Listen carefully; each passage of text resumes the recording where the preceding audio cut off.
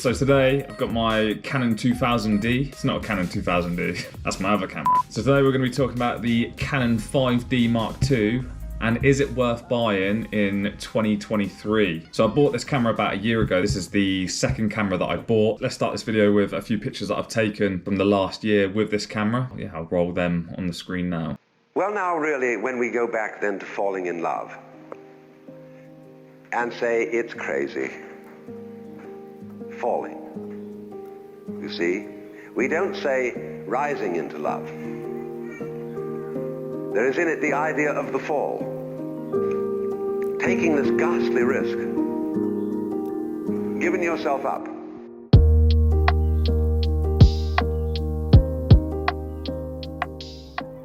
So the Canon 5D Mark II, this camera was released in 2008, so it's a pretty old camera. But is it relevant in today's era? People are wanting to know about different cameras, and yeah, I say this camera is still popular. People still want to look at buying the Canon 5D Mark II. Now, why is that?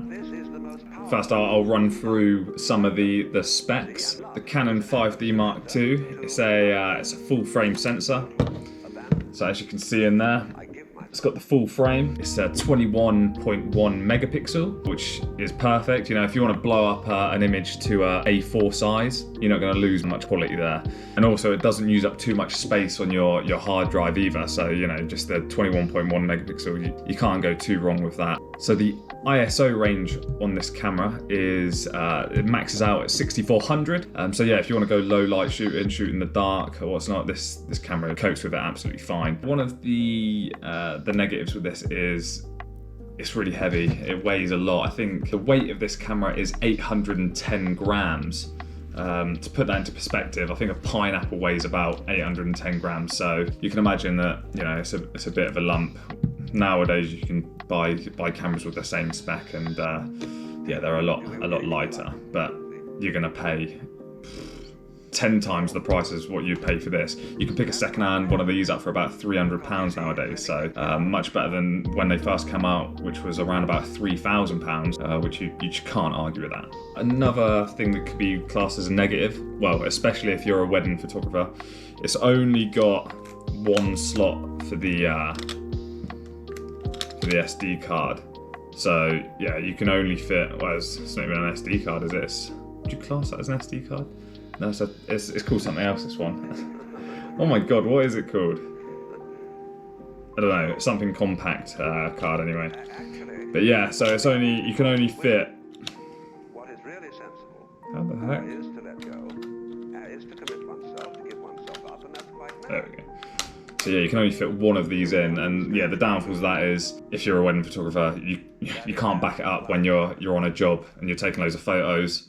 When you get home, the card might have formatted itself. Happens to the best of us. If you've got the backup, which a lot of cameras do nowadays, you go out shooting a wedding, you don't need to worry, but you would have to worry if you were to shoot a wedding with this camera. So if you're a wedding photographer, I wouldn't recommend buying this. Another thing is it's quite slow with the frames per second. So if you want to shoot multiple shots, it's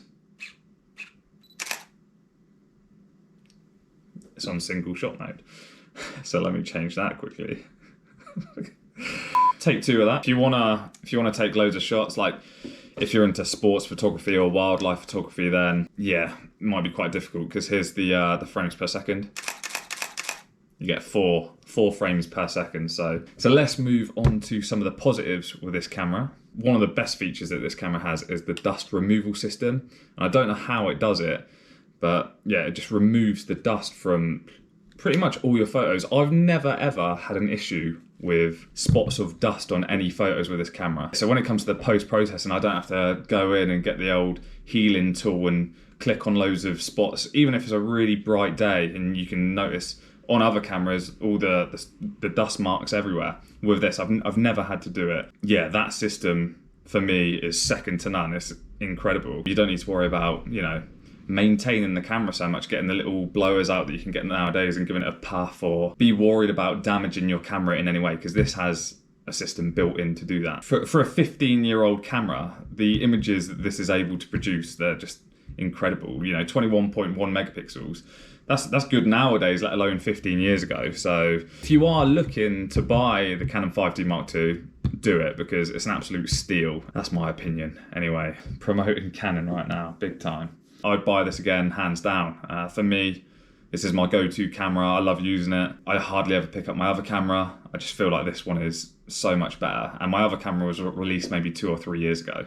You can even do video on it. The video is great as well. Seeing, 15 years old and it does video at 1080p. Thank you so much for watching. You can find me on Instagram. My name is @benwooten_.